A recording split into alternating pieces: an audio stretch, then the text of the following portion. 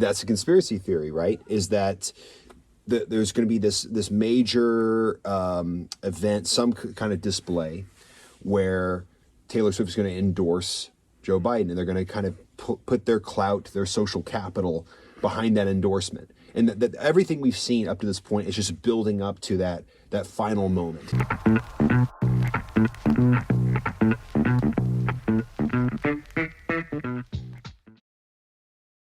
All the episodes we've done have been all about like building a conceptual framework, right? Kind of building a glossary of terms that might be useful, that we could take from psychology and neuroscience and apply them to politics.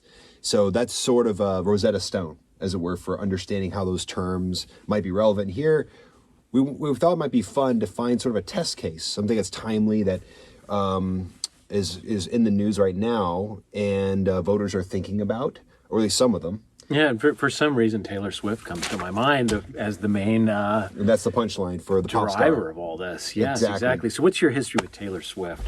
What do you know about her?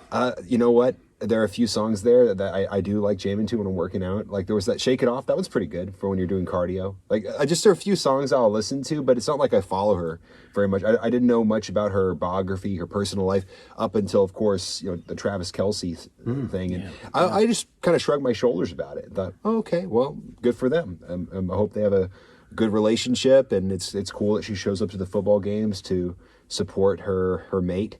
I didn't think much more beyond that, but... So you weren't following this in the news? Not that closely, but I was following those who were following it. Right? Yes. Yeah. So that was like, why?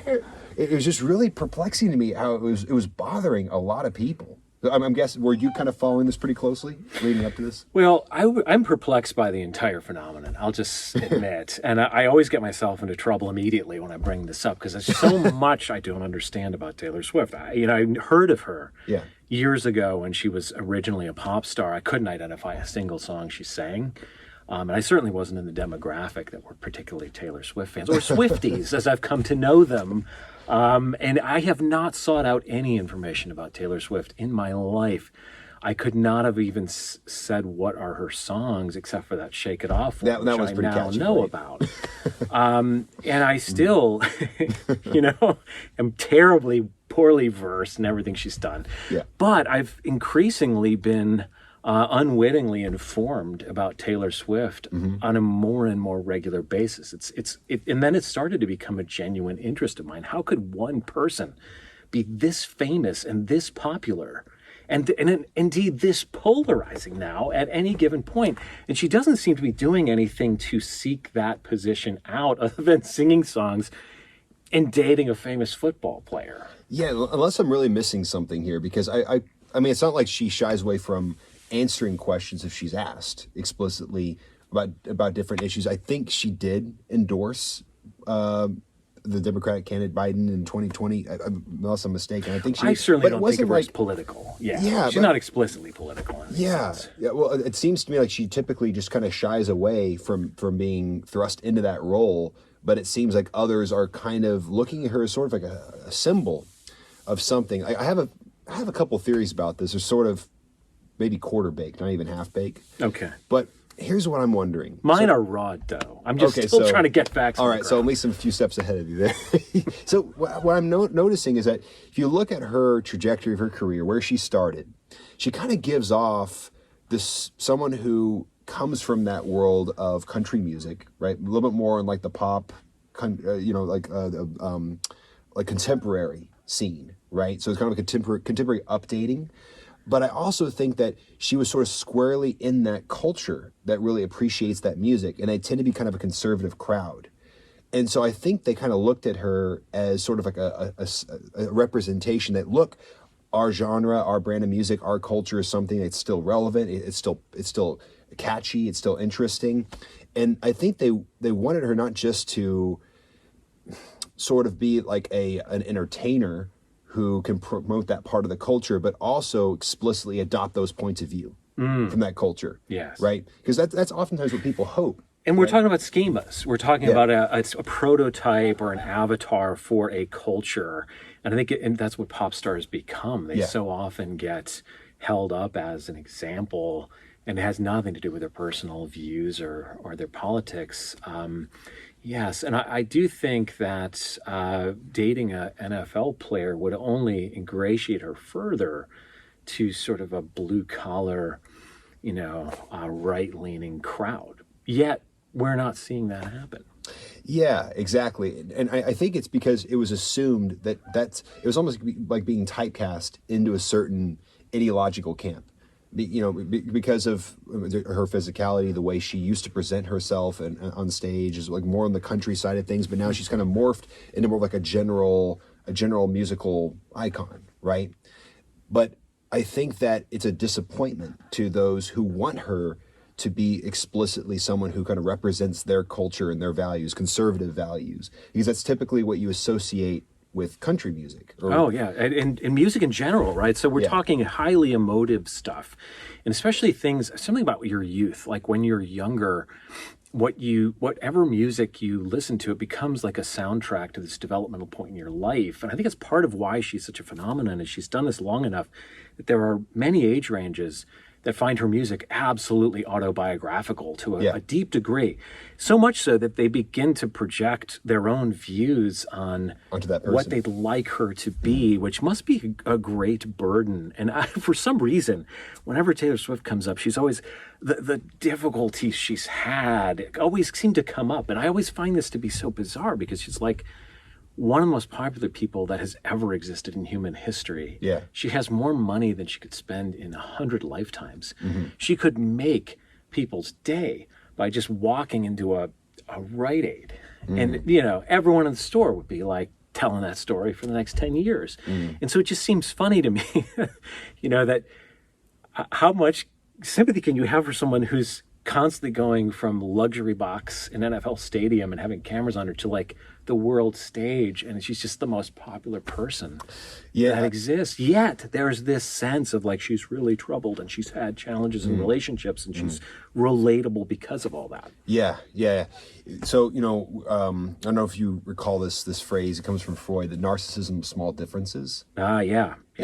I think when somebody seems to be very far flung from us in every respect, from the way they speak, from their where they hail from, their upbringing, everything about their demeanor, it's not surprising to us that they hold different views. In fact, it's probably to be expected.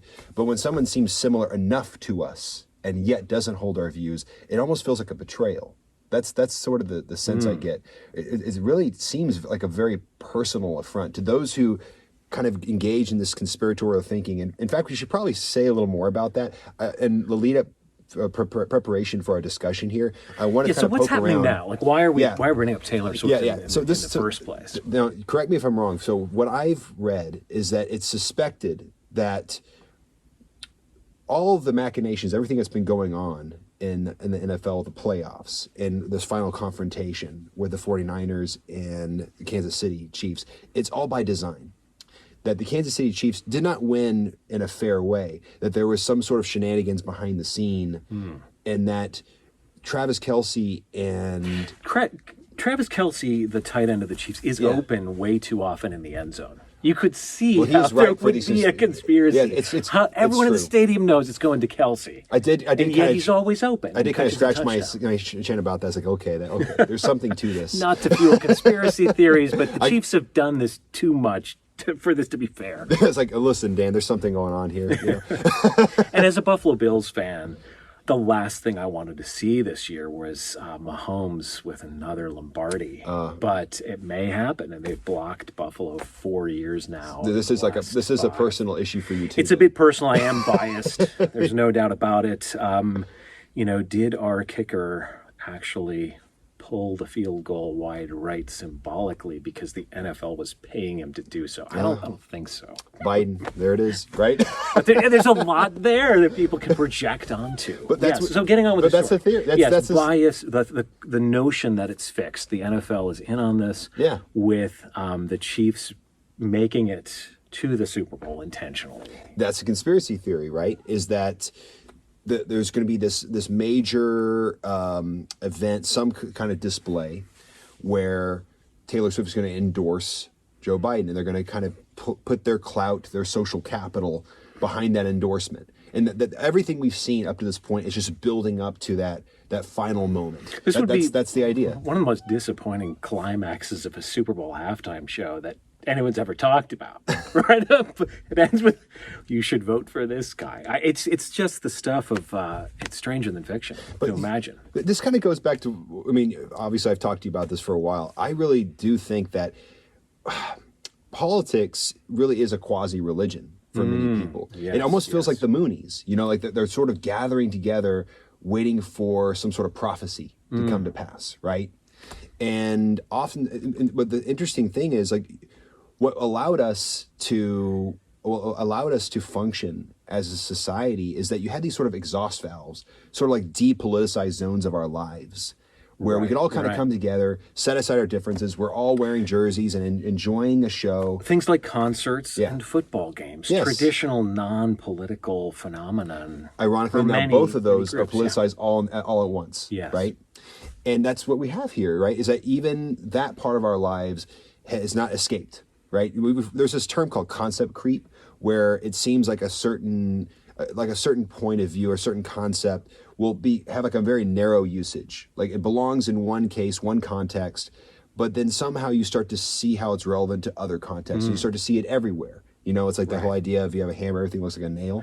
Yes, Maslow's hammer of Abraham Maslow, where you begin to project onto things. And it's also the Rorschach ink blot test, right? You see a bat and I see a butterfly, and it's neither, but we just kind of bring those into the situation and see it that way. Yeah, it's almost like there's a prepotency where we're ready to just deploy that schema at like this slightest trigger. And it's like this sense of, there are no bystanders, right? Everyone's involved in this political world, right? And when somebody has adopted this narrative, or this quasi-religious narrative of their politics, they see it being relevant everywhere. Like everyone has to be in on this. There can be no person on stage who doesn't have some role in this play. That's right. Right? That's right. And so... this is the conspiracy theory I'm most familiar with also, that it was a rigged playoffs with the Chiefs making it so that the halftime show can have this announcement of, it turns out Biden is the person to vote for. It sounds exceptionally unlikely to me, just not having the sort of baggage to project that on. But there have been other phenomena as well. So Taylor Swift has gotten in trouble for using a private jet, as many billionaires do. Can you imagine her trying to fly coach? I mean, it would make the lifetime of all those people on the plane, but it would never get off the ground, and she would never have a moment's peace.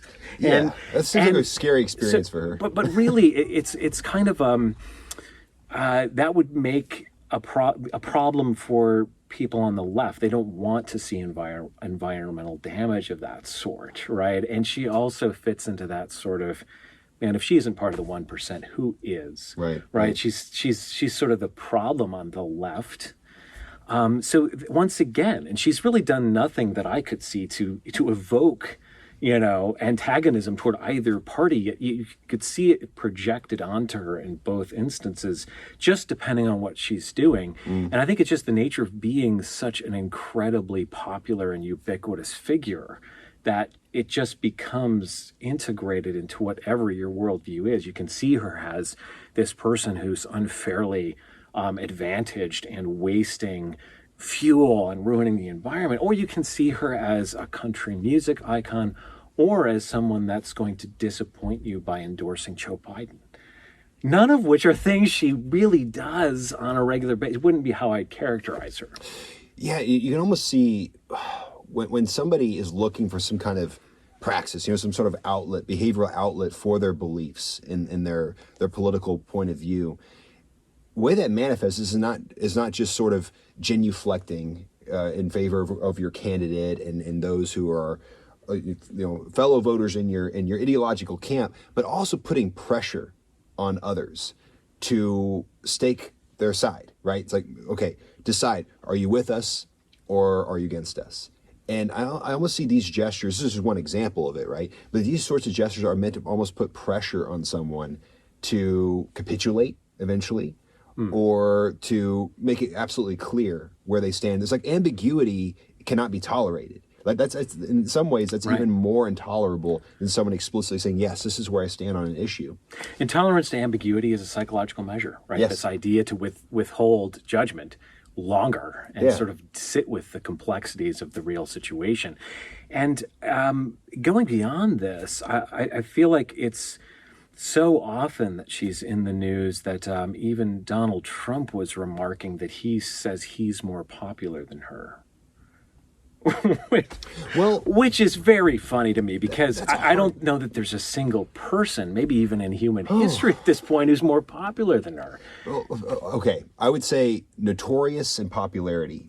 You know, maybe like recognizable. That's actually a contest. Like I think maybe it's a two-way tie. Okay.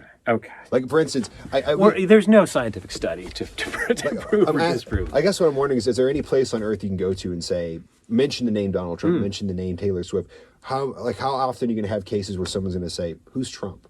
Who's Taylor Swift? Like, Right. They're both. However, but like, I mean, this is really strange to mention them in the same breath because I can't imagine we're two more different people. Yeah, that was nothing in common. But they do they evoke extremely strong emotions. Yeah. Right? And their proponents are very, very invested. They're True. really an avatar for their whole belief system. And I just know this from learning about Swifties. Right? And there's even college courses on Taylor Swift now. You can take a college course, you know, at Northeastern University and at UC Berkeley on Taylor Swift, the pop culture phenomenon and all the sociology of it and all that stuff. The artistry. I'm not even sure what they teach. It would be very, very funny if I was assigned, you've got to teach the Taylor Swift class. That would be an interesting class. For I would have to expand my horizons a lot. But the point being that really, I don't feel as if she's done anything to evoke political thinking, but she just keeps creeping into it over and over again. And I don't think this is everyone, right? So one thing we could think about is a polarized America will have everything becomes about politics, but that's certainly not all of us or most of us. And sadly, if anything, we have a problem of too much obliviousness to politics at this point in the U.S. Enormous numbers of people do not follow the news, are not interested in it, and they are scratching their heads over this. Like, what? Political? Why would she endorse Biden? Like, I've never thought of that. Yeah. Right? Yeah. The typical fan who's just interested in the music probably has never bothered to think about her politically. I certainly never did before this past week or so. I just never even entered my mind that she was going to do something political because it just didn't, that was not at the forefront of my thinking at all. Yeah, you know, I think this just goes to show why you can't, if you know somebody's a liberal, conservative, progressive, libertarian, that's not enough information to know just how totalizing that ideology is and how they navigate the world. Yes. And I think for some it's almost like method acting. Like they're never out of character. They're always in political mode. Everything has meaning, right? You know, I once had it might seem a little strange, but I remember vividly. So I was flying, and the guy sitting next to me, he seemed perfectly normal, right? Just well dressed. He looked civilized and everything. And we're just just killing some time talking. Taylor Swift wasn't on the flight, clearly. No. No. She wasn't coach this time. So now you know where my income is. So anyway, this guy kind of just out of nowhere kind of floated this interest he had in Sasquatches, right? Okay. I forget exactly how it came up, but I thought it was just like a harmless little remark where he's like, yeah, you know, you ever think about how there's just so much about the world that's unexplored, you know, like for instance, the Sasquatch. I'm like, oh, okay, yeah. And then he starts going on and on about this, about how, yeah, you know, the truth is like there are at least like 5 or 6 specimens. I mean, they won't let us know about it because, you know, their DNA is very similar to ours. It's like origins. Like there's the thought that like this might be like a scientific experiment that has gone wrong. And he's just going on. And it occurs to me like, oh, this is not like, this is not small talk. Yeah, this is not small. Like this is something he takes very seriously, and he like takes out his phone and he's like trying to show me some articles before we have to enter airplane mode and get off the tarmac. Yeah. And I'm thinking, okay, this person, there's a little something off about them, right? But that sort of wide-eyed way that he was relating to this topic is very reminiscent, I think, of those who kind of buy into these types of conspiracies, like the Taylor Swift conspiracy, where it's always on their mind. It's just always kind of playing in the back of their mind. And I don't know what it is. Like, maybe it gets back to our values conversation. That'll be interesting. Like, what is it about certain kinds of theories or conspiracies, conflicts, that someone just latches onto, becomes the conflict that they care about, right? Yeah.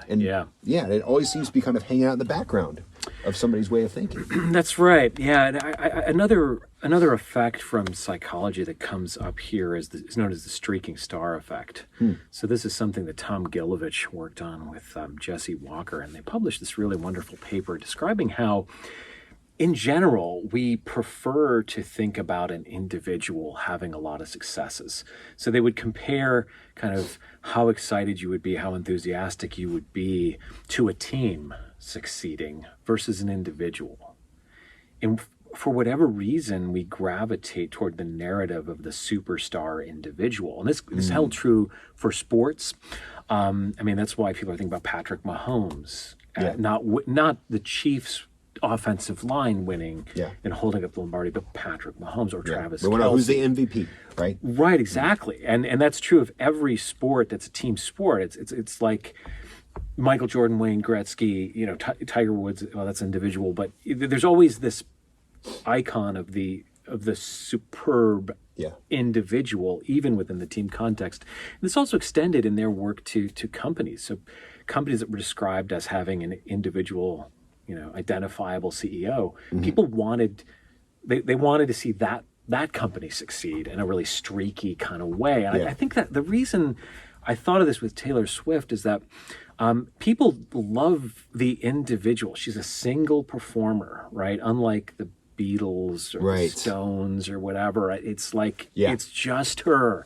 And she's like very relatable as an individual in what she's saying about relationships and the challenges of this or that. Well, I don't listen to her music, so I'm making this up. But whatever she's saying is relatable to a lot of people, not me included.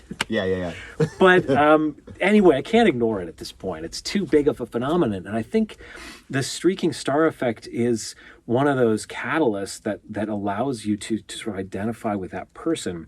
And then you don't know that person, so you begin to project your own views onto them, whether they be positive or whether they be negative. And in a conspiracy thinking, you can imagine that this person is just entering into your life through the news, and so you kind of begin to put them into some script that's playing out of how you think the world's going to work out.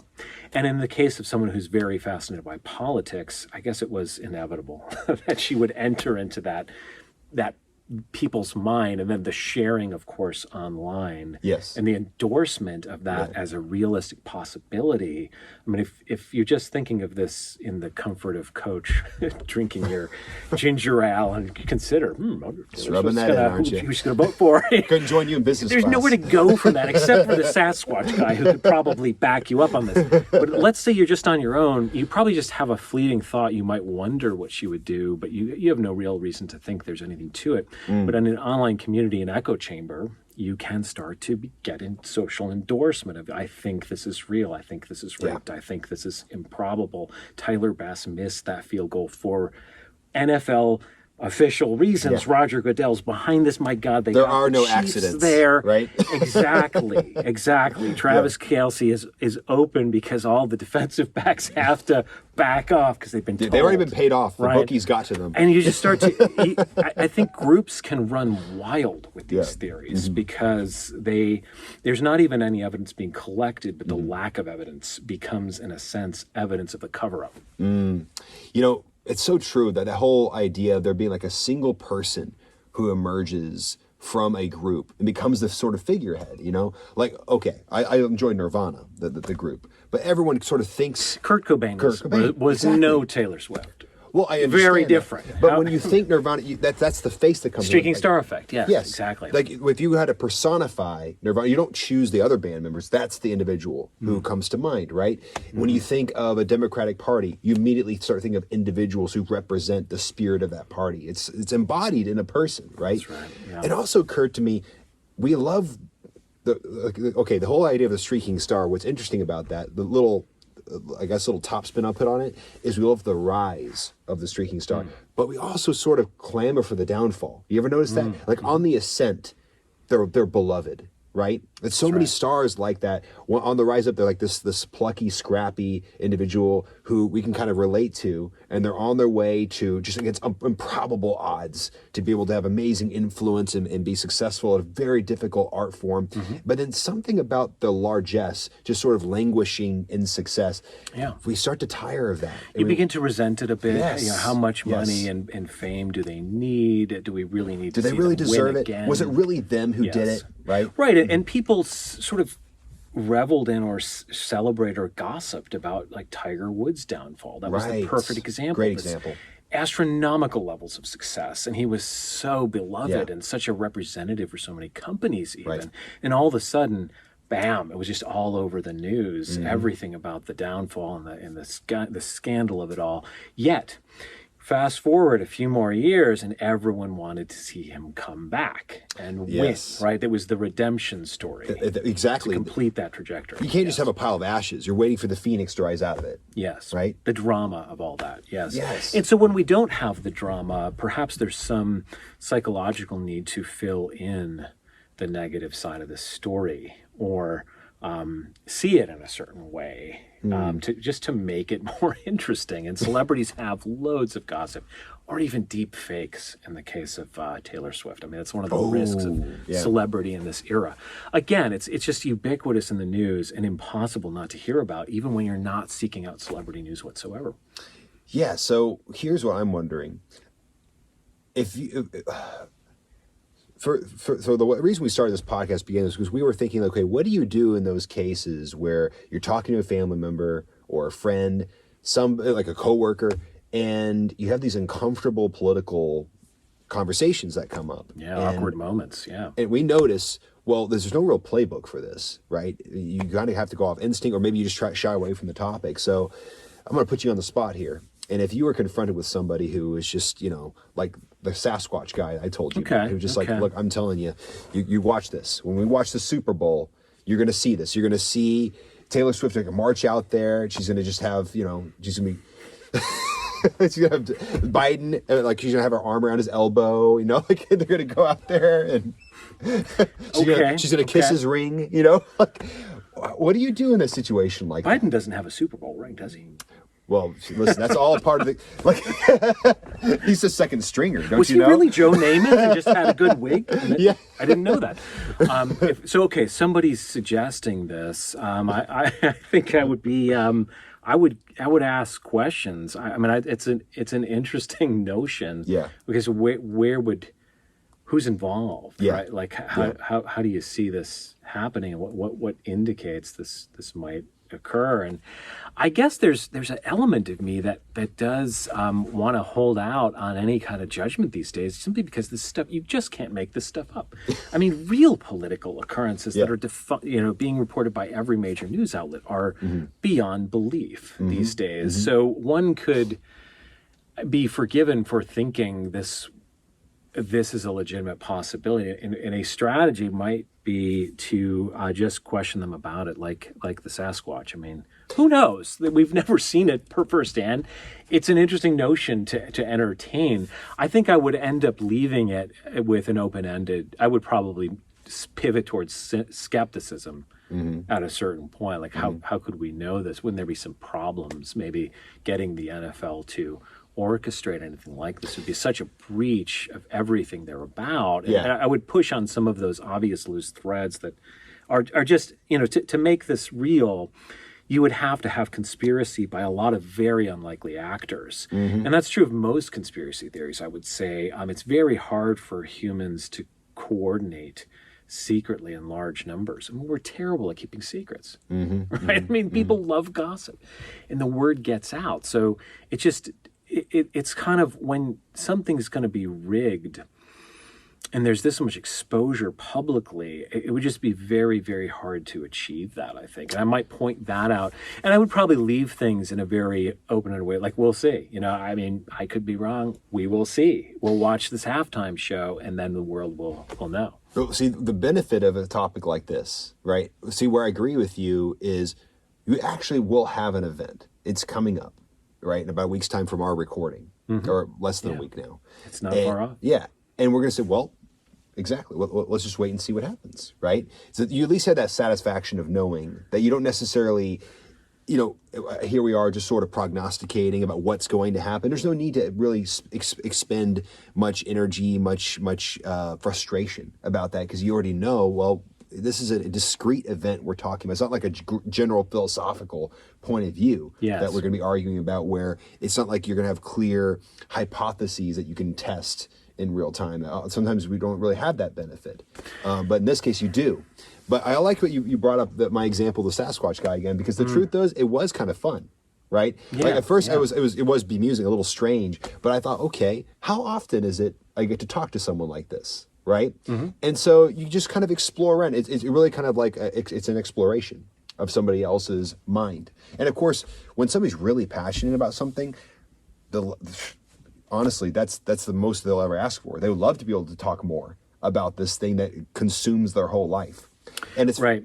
And the thing is, you also get a chance to learn something about yourself, right? You might wonder, my skepticism about this, what is that founded on exactly? Like the people, there are certain people I trust, there's certain things I regard as plausible or implausible. So what exactly is sort of calibrating my reality testing? Right? Yeah. And I think for those of us who ever get a little frustrated in those cases where somebody is believing something we regard as implausible, try turning the view on yourself and saying, well, okay, I find this implausible, but why? Right? Yeah. And you might even I might actually be getting to kind of even voice it that way to the person, say, it's interesting. I don't really buy it, but I'm like, let me just kind of think out loud for a second about why I have a hard time buying that. So it's not like you're judging the person and saying, oh, I think you're insane. It's like, well, I'm not getting the same reaction that you are to this notion that you're bringing up. And I would like to kind of think about what are the differences here, and what you find to be plausible and I find to be plausible. Like, who are we trusting, right?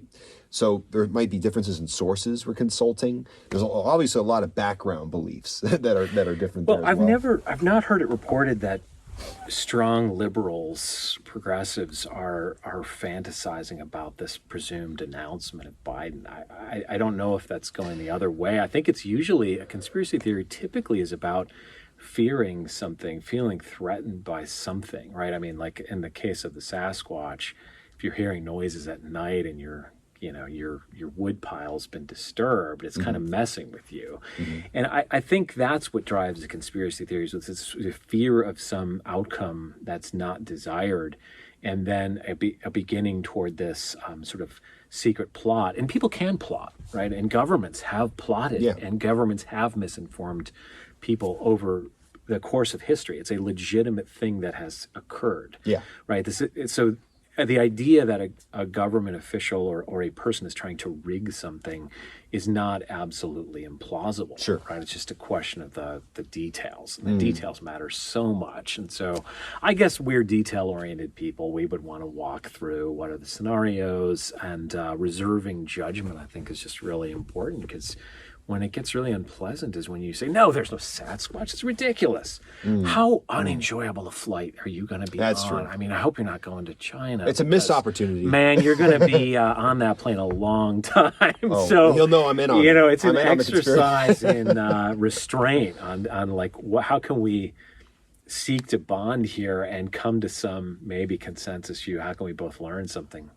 It's true, and the thing is, it's so often the case that we set for ourselves that goal of, only reason I'm having this conversation, entertaining this at all, is because I want to change this person's mind. I want them to no longer have that belief. But I think it's just helpful to realize that they're thinking the same thing about us, right? They might be having the exact same thought. They might think we're so hopelessly lost too. The fact that we don't see what's right in front of our eyes, because to them it seems so obvious, right? Yeah. So it's just another example of how you want to surprise the person, right? Maybe with curiosity, wanting to learn a little more about why they had that belief to begin with. What's the consequence of it? Like, one thing I would be curious about is, all right, since when did celebrity endorsements make any difference at all? I'd never once met a single person who said, listen, I don't know who I'm voting for. I'm just waiting for Oprah to give the word. Then when she lets me know I got my marching orders, then I know I'm voting for it. Like no one. Yeah, I think it could happen because there are people that just can relate to a celebrity so much. I mean, if you're really a true fan of that person, and that is a legitimate thing that's been talked about as well in regard to Taylor Swift, that she could swing an election. Fox News is very concerned that she is so important that she could swing an election. And it may be the case, as improbable as that sounds, at any other point. And I don't think there's ever been a pop star who maybe had that much influence. And it's not just her fame or her recognition. It is this relatability thing. And there's an uncanny capacity she has to be relatable. I personally don't get it. Again, I'm like an outside observer here, but the scientist in me says, she's pushing some emotional button with so many people. Yeah. It's hard to ignore. And so, like it or not, she may be a political force in reality. Yeah.